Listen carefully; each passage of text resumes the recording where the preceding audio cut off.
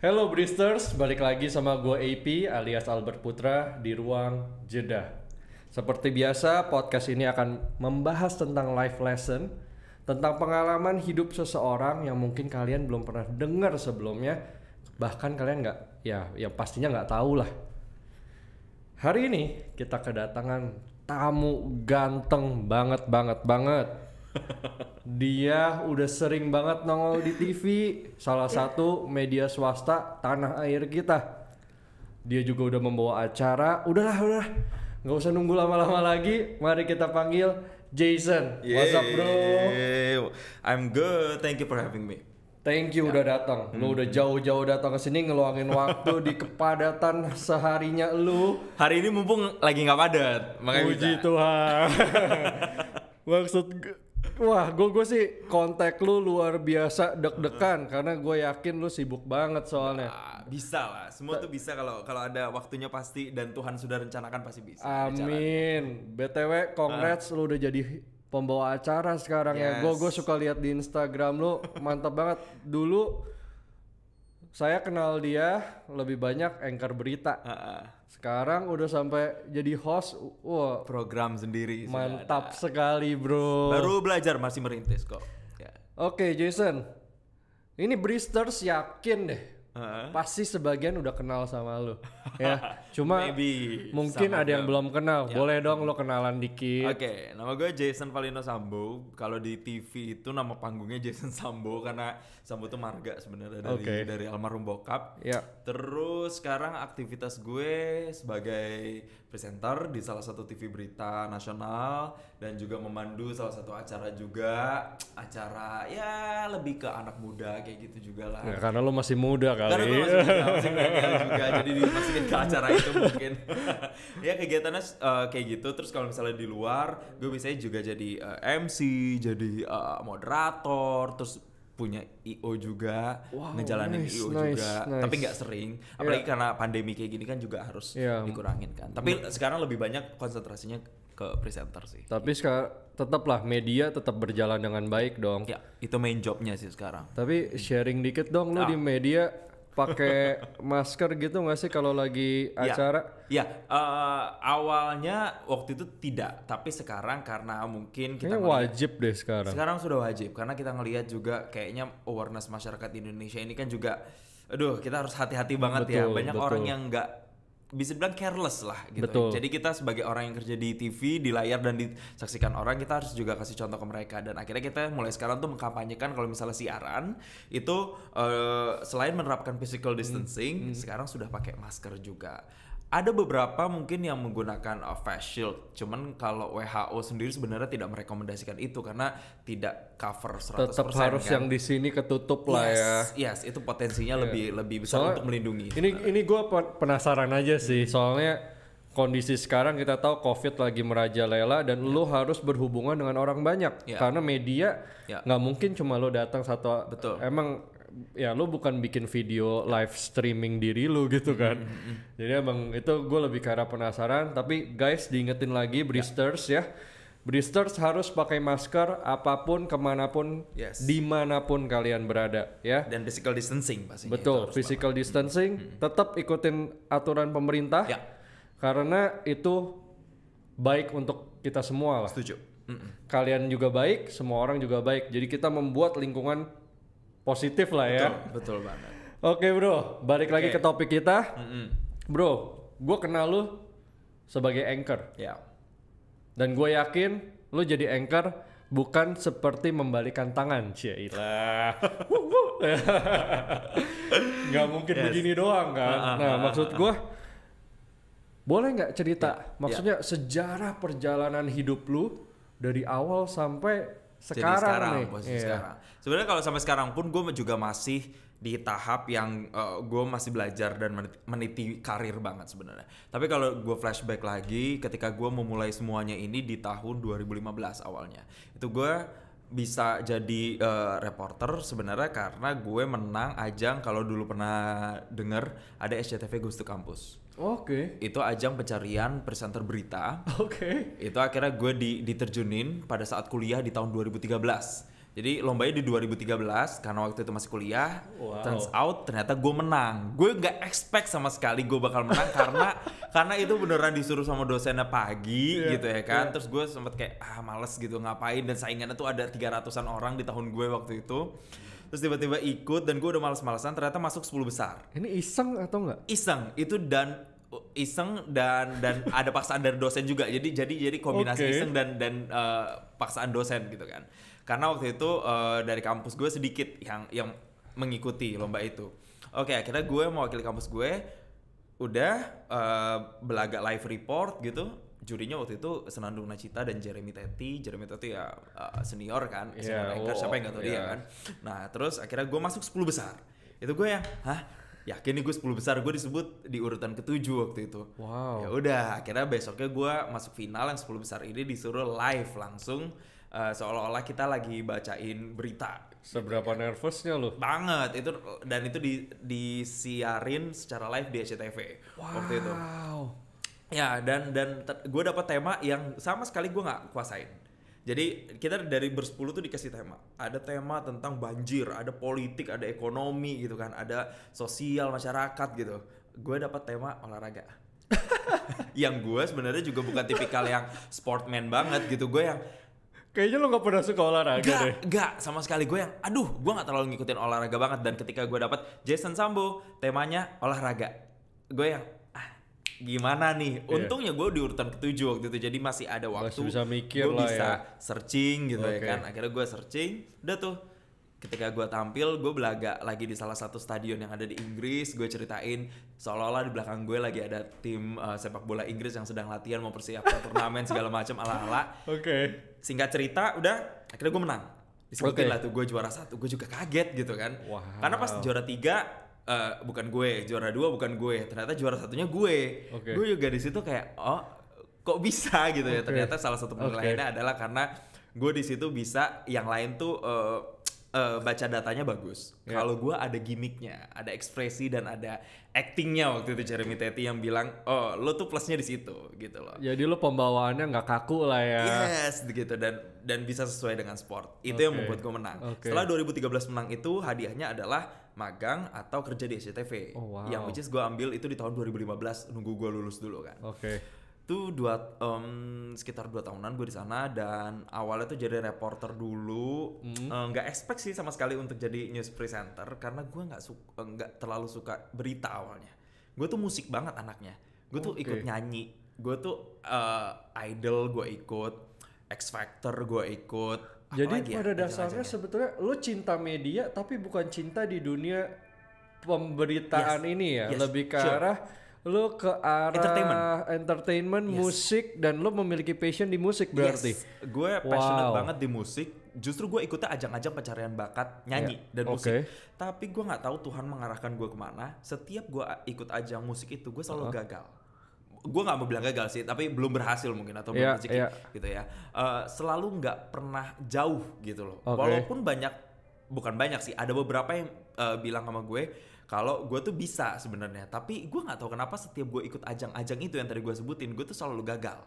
Padahal gue ngerasa gue bisa dan gue punya capability itu, tapi emang rezekinya aja nggak di situ. Akhirnya gue ya udah, gimana caranya gue memuluskan mimpi gue untuk bisa jadi penyanyi atau musisi, ya gue harus kerja di TV. Sesimpel itu gue mikirnya. Ya udah deh, akhirnya gue ambilnya di SCTV itu sebagai reporter, dengan harapan dulu mikirnya anak fresh graduate gitu muncul, mikirnya ya mudah-mudahan ketika gue jadi reporter sering muncul di TV, gue kenal orang TV, gue jadi penyanyi gitu. Jadi kan, artis lah ya.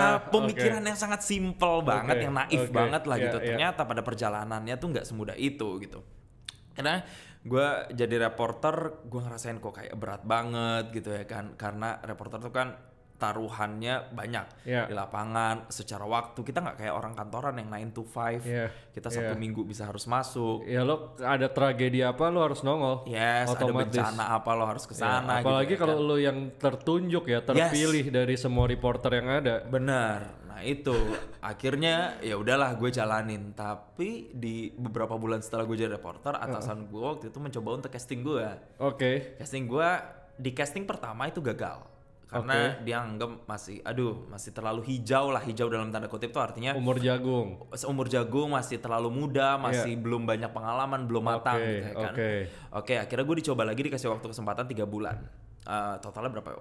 6 apa 9 bulan gitu, gue lupa persisnya. Dan akhirnya gue dites lagi, akhirnya gue dicoba deh tuh siaran di daerah. Di daerah tuh SCTV kan punya siaran di daerah, TV lokal gitu kan, ada di Jawa Barat, Jawa Timur, Aceh gitu-gitu. Nah, gue siaran untuk program-program yang ditayangkan di daerah-daerah itu. Namanya siaran biro. Pernah juga booster juga kalau lo tahu. Itu salah satu awal lu mulai itu mulai dari situ. Dan pada saat dari situ gue kayak ngerasa job gue itu terbukanya justru dari situ. Udah banyak orang yang kemudian, Jason mau nggak jadi MC ini? Jason mau nggak mandu acara ini? Jason mau nggak jadi moderator acara ini? Jadi sesuatu yang unexpected yang gue nggak pikir gue akan ke situ, tapi ternyata Tuhan itu ngebelokin jalan gue tuh ke situ, gitu. Dan itu jadi sumber rezeki buat gue, ya kan? Gitu. Sama-sama entertainment, cuma ya sebenarnya bukan entertainment sih. Sebenarnya di media, cuma beda arah aja lah. Beda arah sedikit gitu ya kan. Beda lah. Terus akhirnya ketika sudah sampai di situ, gue di fase yang sadar, mungkin ini kali jalan gue kali ya.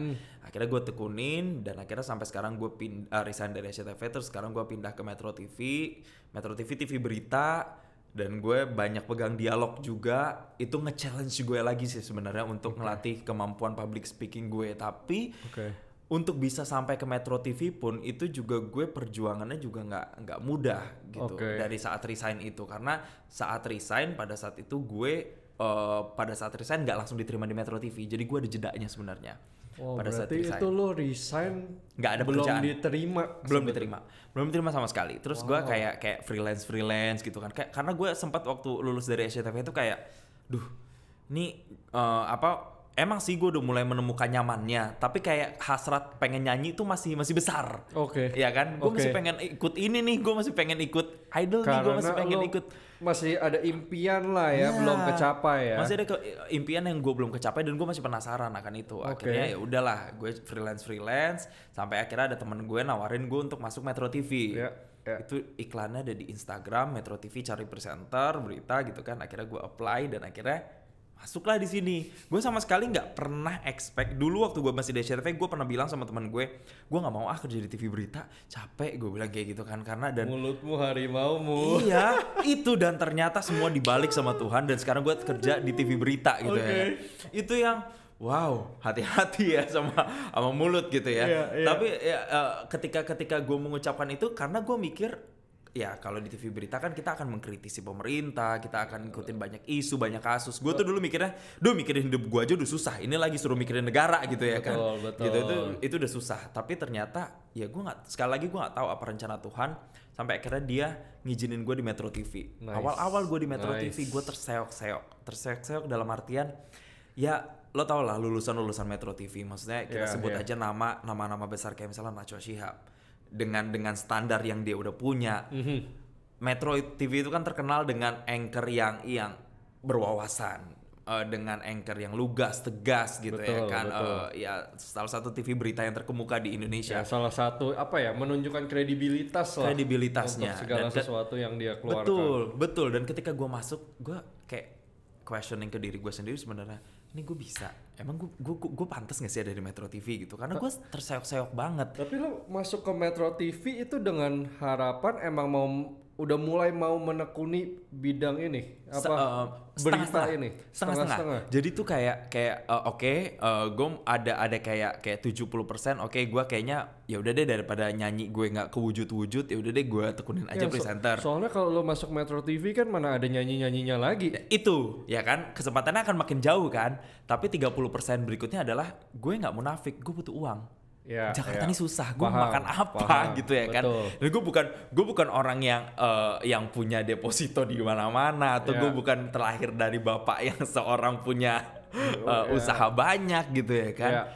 Jadi gue butuh uang untuk ngehidupin gue. Udah akhirnya gue ambil Metro TV, walaupun di awal-awal gue kayak ngerasa aduh ini bukan gue banget gitu. Kayak salah langkah gitu. Kayak gue salah langkah, tapi ternyata semakin gue jalani, semakin gue kesini, gue ngelihat ada perubahan-perubahan positif yang gue alamin. Satu, gue jadi merasa wawasan gue jadi bertambah.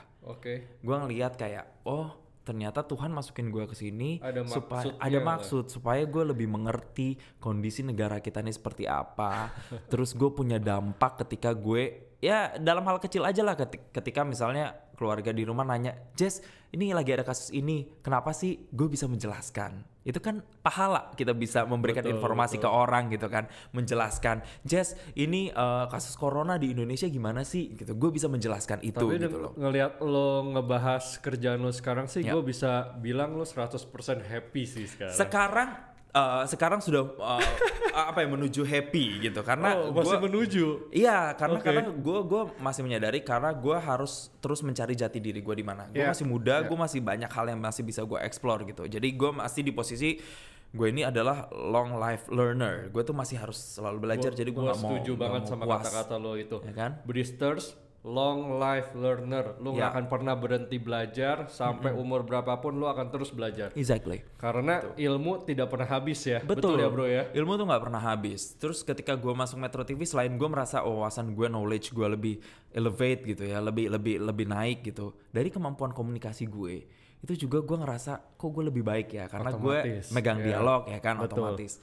Dari segi link gue, networking gue bisa ketemu sama sekelas menteri, sekelas tamu-tamu VVIP, pengusaha. Gue ketemu hampir semua kalangan, dari kalangan tukang sapu sampai kalangan menteri, gue ketemu sama mereka. Dan gitu lu bisa belajar dari mereka semua berarti. Of course, banyak banget value yang bisa gue dapetin dari mereka. Seru sekali. Itu yang jadi bikin gue mikir kalau Tuhan mungkin punya sesuatu buat gue yang bisa membuat gue tuh lebih berkembang, walau bukan di mimpi gue yang sebenarnya. Gua rasa gitu loh. Tuhan ada maksud sendiri sih. Iya. Mungkin dia mau merubah mindset lo dulu kali. Mungkin. Nah, itu yang sampai sekarang tuh gue masih memproses. Oke, gue pengen lihat Tuhan nih ngasih game gue apa sih sebenarnya gitu ya kan. Jadi gue masih terima challenge dari dia, dan gue dari yang di atas gitu. Dan gue masih jalanin sampai sekarang, dan gue nggak give up di situ. Bro, gue mau nanya deh. Dari tadi kita bahas soal permediaan ya. Sebelum lu jadi media, pernah gak sih lu nyoba hal lain? Pernah. Gue dulu waktu kuliah, sekali lagi gue bukan dari orang kaya. Gue dulu hidup waktu kecil berkecukupan sangat. Ketika bokap gue meninggal, ekonomi gue jatuh. Karena ya kalau bokap meninggal, tulang punggung keluarga. Satu ya balik ya kan? Lagi itu pilot dari setiap keluarga kan seorang ayah ya. Seorang ayah. Ketika bokap gue meninggal waktu itu gue SMA, kehidupan ekonomi gue bisa dibilang hancur berantakan. Gue kuliah aja waktu itu harus nyari-nyari beasiswa segala macem. Waktu itu sampai bahkan gue ada di posisi, aduh gue kuliah apa enggak ya? Karena gue ngerasa kayaknya kalau gue kuliah terlalu dipaksain, kasihan nanti nyokap sama adik gue kayak gimana ngebebanin gitu kan. Ngebebanin orang tua obviously ya. Betul, dan nyokap gue waktu ditinggal itu posisi umur masih 30-an.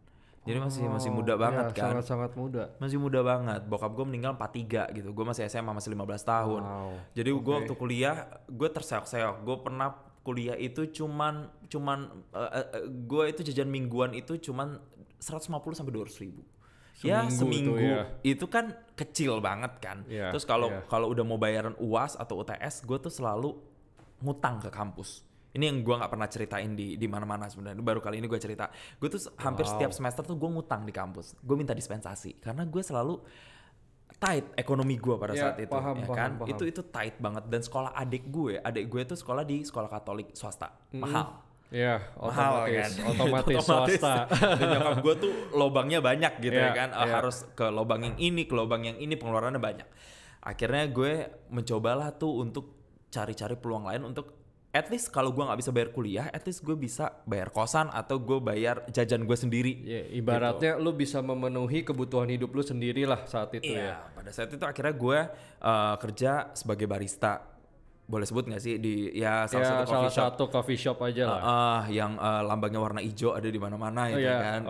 Gue di situ bener-bener gue kerja itu part timer, dan kerjanya itu bener-bener gila banget dalam artian gue tuh harus membagi waktu antara kerja, kuliah, dan organisasi gue kuliah gitu ya kan.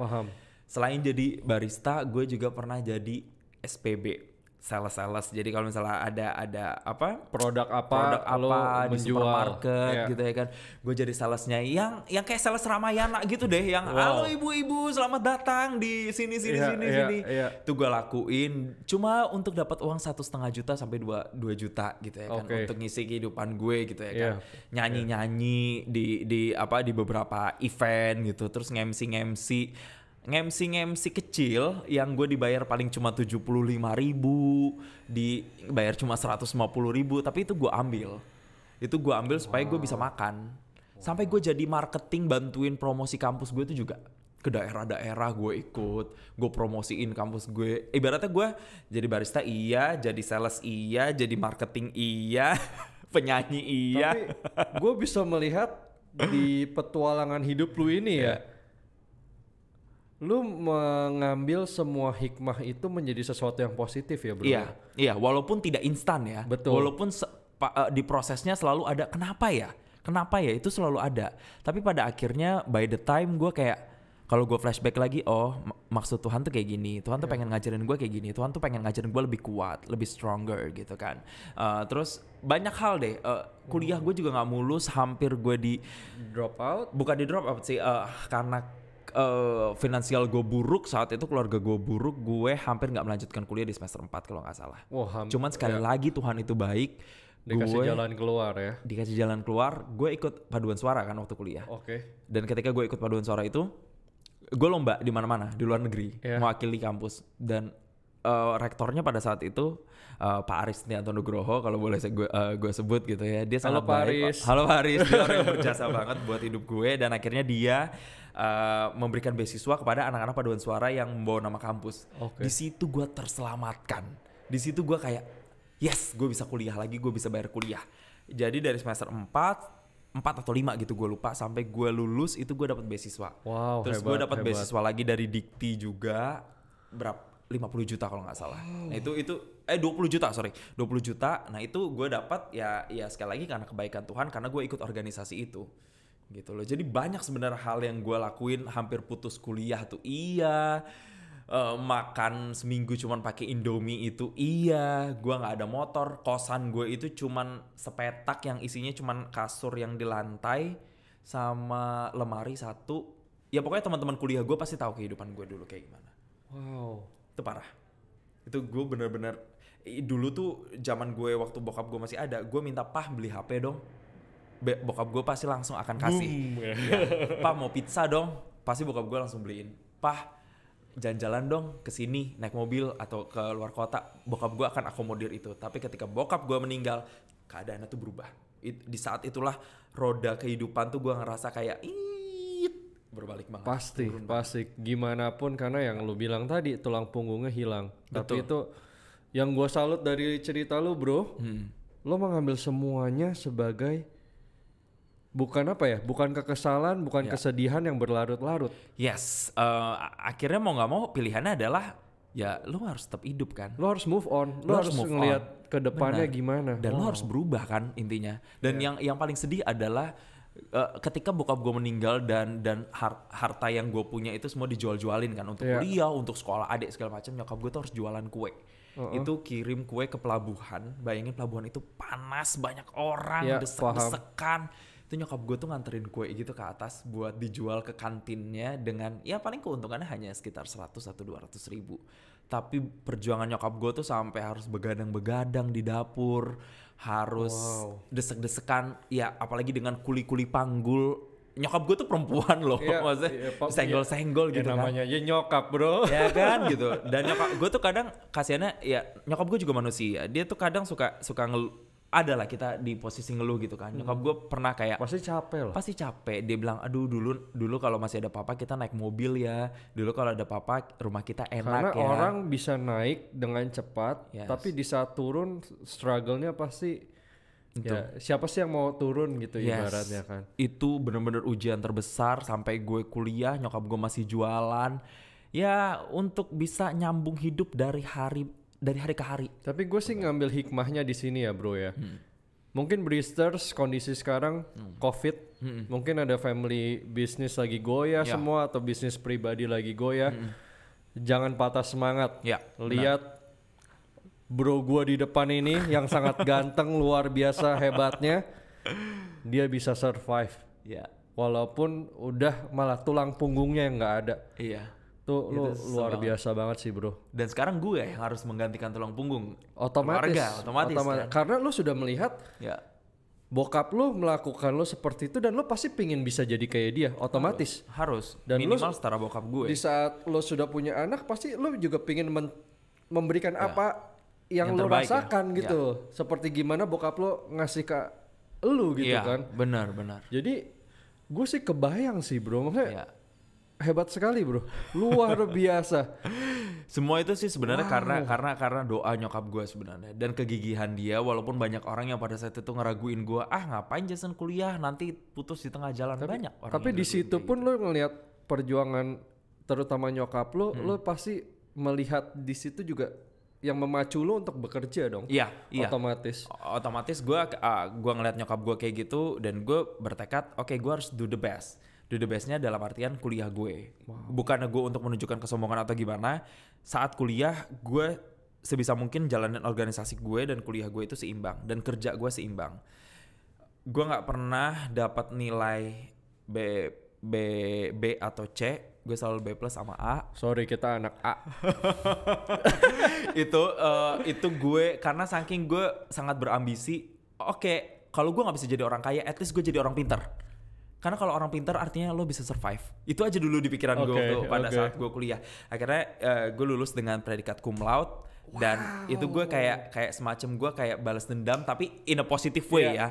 Gue kayak pengen ngomong ini loh, dulu orang-orang yang ngeraguin gue yang bilang lo bakal putus kuliah di tengah jalan kalau lo paksain. Udah deh nggak usah punya mimpi gede-gede gitu kan. Lo bakal hancur di tengah jalan. Tapi buktinya gue bisa buktiin kalau gue bisa lulus dari sarjana. Anak Anda bisa cum laude gitu. Anak Anda bisa cum laude gitu ya kan gitu. Tapi bukan cum laude-nya yang pengen gue highlight, tapi lebih ke gue bisa lulus loh. Gue juga bisa jadi sarjana walaupun tekanan ekonomi gue pada saat itu kurang baik gitu. Oke. Bro. Cerita lo sih luar biasa banget. Gua sampai duduk terdiam. Karena maksudnya perjalanan hidup lo tuh seru banget. Berwarna sekali. Roller coaster ya. Nah di tengah perjalanan itu gue tadi mendengarkan nyokap lo sacrifice. Perjuangan untuk adik lu, untuk lu. Untuk gue. Nah gue yakin lo pribadi juga ada sacrifice dong. Yes. Secara positif ya? Iya. Banyak. Apa aja bro kalau banyak hal. Jadi kalau misalnya kayak kuliah. Banyak kan orang sesimpel deh mahasiswa tuh abis kuliah ngapain sih? Nongkrong. Ya. Hang out sama teman-teman, jalan sama teman-teman. Lo nggak bisa. Itu yang gue korbankan karena gue udah ikut organisasi. Jadi ketika gue selesai kuliah, malamnya gue latihan nyanyi sampai malam. Boro-boro untuk hang out gitu ya kan. Buat bisa ngopi 1-2 jam aja itu mending istirahat ya. Iya, mending gue istirahat gitu loh.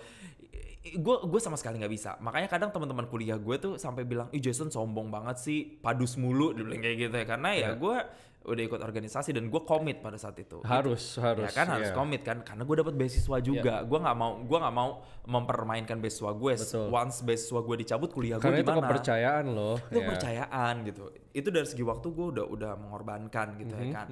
Terus dari segi kesehatan gue, maksudnya ketika anak-anak lain bisa kuliah dari pagi pulang sore. Dan mereka bisa istirahat, mereka bisa makan. Sementara gue anak kos, gue dari pagi sampai malam kehidupan gue di kampus. Karena gue pagi kuliah, malamnya gue latihan. Dan makan gue berantakan sekali. Makan gue berantakan. Indomie itu jadi sahabat terbaik gitu ya. Maksudnya ya gue karena ya yang ada tuh cuman itu gitu loh. Duit gue tuh paling di dompet 10.000, 15.000. Wow. Waktu itu gue punya pacar juga pada saat kuliah. Dan ini yang menurut gue sacrifice juga. Cewek pasti pengen dong punya quality time, diajak nongkrong. Betul. Dan dulu tidak bisa memberikan itu. Gue nggak bisa karena dulu gue sering bohong ke dia kalau dia ngajakin gue malam minggu, gue bilang gue nggak bisa, gue ngerjain tugas. Gue nggak bisa, gue ada tugas. Jadi banyak yang disembunyikan lah ya. Gue sembunyikan sampai akhirnya dia jengah, dia ngerasa kayak masa kita pacaran cuma ketemu di organisasi doang. Kita dulu satu organisasi yang sama. Gue sama sekali jarang banget jalan karena gue tahu kemampuan finansial gue tuh nggak bagus. Boro-boro untuk bisa traktir dia kopi gitu buat bensin aja gue juga udah mikir pada saat itu. Udah ngos-ngosan pada saat itu. Jadi ya udah sampai akhirnya kita putus, ya putusnya baik-baik gitu ya kan. Tapi ya itu gue juga melihatnya itu sebagai pengorbanan gue. Boro-boro nyenengin pacar buat nyenengin gue sendiri aja gue udah susah pada saat itu. Karena gue udah harus fokus kerja, fokus biayain kuliah, fokus buat makan gue sendiri, fokus buat adik gue. Fokus gue tuh kepecah banget deh. Pastilah karena tantangan hidup lu ya apalagi lu anak pertama kan. Anak pertama. Lu jadi gimana pun secara kodratnya sudah menggantikan posisi ayah dong. Berat banget di sini nih. Tapi sekarang sudah mulai diringankan dong.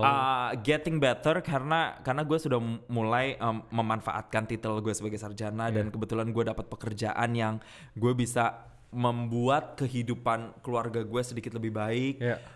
Gue menguliahkan adik gue, jadi gue berharap dia juga akan punya masa depan visi misi yang lebih kuat lagi, lebih kuat dan masa depan yang juga lebih terjamin. Sekarang kan pendidikan tuh investasi ya kan. Betul, gitu. Lo kalau bisa S2 ya S2 gitu ya kan. Terus tadinya lo S1 kelarin gitu ya kan. Nah gue tuh pengen adik gue juga bisa sesukses itu dan sekuat itu juga. Makanya gue kuliahin dia juga.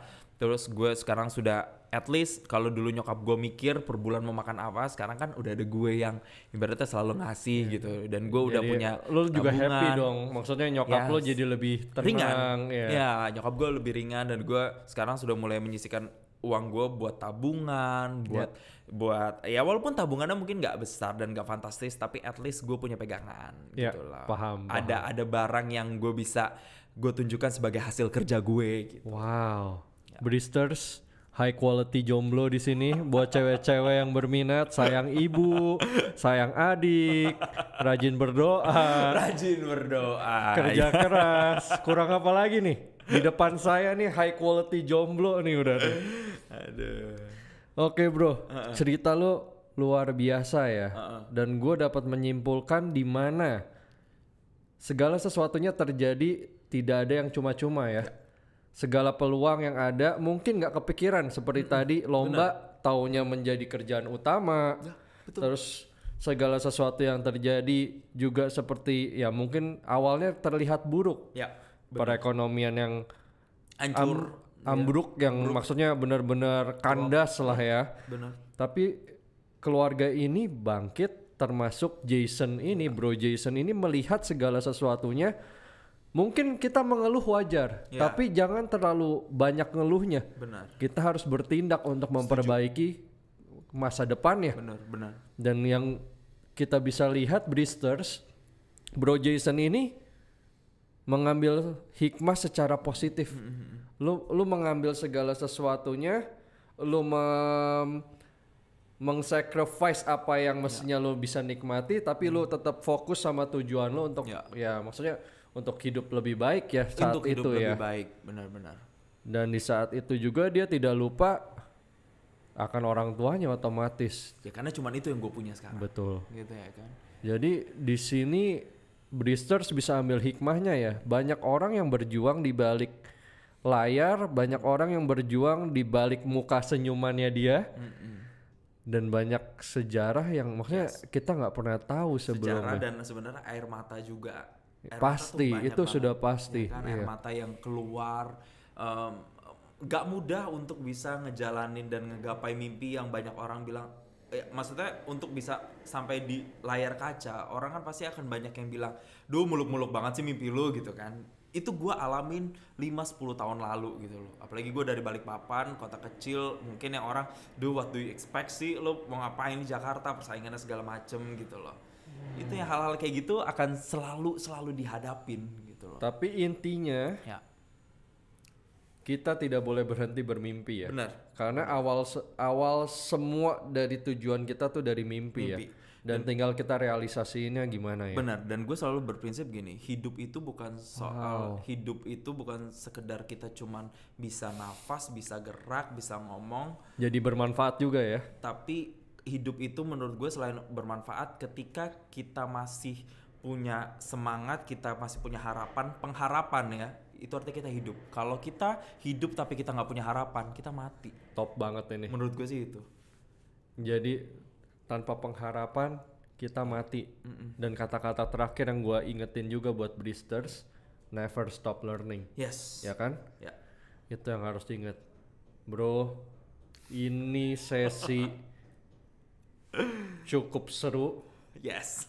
Dan gua benar-benar speechless sekarang karena ternyata di luar senyuman mempesona lu banyak cerita di belakangnya. Banyak tangisannya di belakang. Tapi nggak apa-apa lah, semua sudah berlalu, badai pasti berlalu. Thank you bro for coming. Yes, Gua merasa ruang jeda ini lebih berwarna mendengar cerita lu. I hope so. Dan gue yakin Bristers juga bisa mengambil, maksudnya gue yakin di luar sana ada yang pingin usaha di dunia media juga kayak lu. Yang pengen punya mimpi untuk bisa news anchor atau apapun itu mimpinya, ya never stop learning itu dan never stop dreaming itu. Gue yakin ini cerita ini akan semua Bristers pasti akan sangat-sangat thankful mendengarnya ya. Oke, Bristers, ini cerita sangat luar biasa. Kalau kalian mau bertanya langsung sama Bro Jason di sini ya, bisa langsung tulis di kolom komen di bawah di YouTube atau langsung ke Instagram kita, bisa lihat di description di bawah. Itu ada feed khusus buat Bro Jason. Jadi kalian bisa langsung tulis pertanyaan kalian dan gua akan langsung tanya ke Bro Jason. Gue yakin dia mau jawab kok. Pasti. Nggak bakal sungkan. Nah, untuk jawabannya nanti akan kita infokan, bisa live Instagram, bisa kita bikin video YouTube lagi. Kita ngobrol. Boleh banget untuk jawab pertanyaan-pertanyaan tadi. Cuma untuk menjawab pertanyaan kalian. Jadi nggak usah nunggu-nunggu lagi, langsung aja ke Instagram atau ke YouTube. Oke bro. Thank you sekali lagi, thank you udah datang, thank you udah luangin waktu dari kesibukan lo yang begitu padat. Gue yakin lo lagi banyak acara, lagi hektik-hektiknya juga. Lumayan. Ya kan, otomatis. Thank you udah datang ke Ruang Jeda. Sama-sama, thank you juga. Kita ketemu lagi di sesi berikutnya. Thank you Bristers sudah nonton. Gue AP, gue sign out. Salam Ruang Jeda. Bye-bye.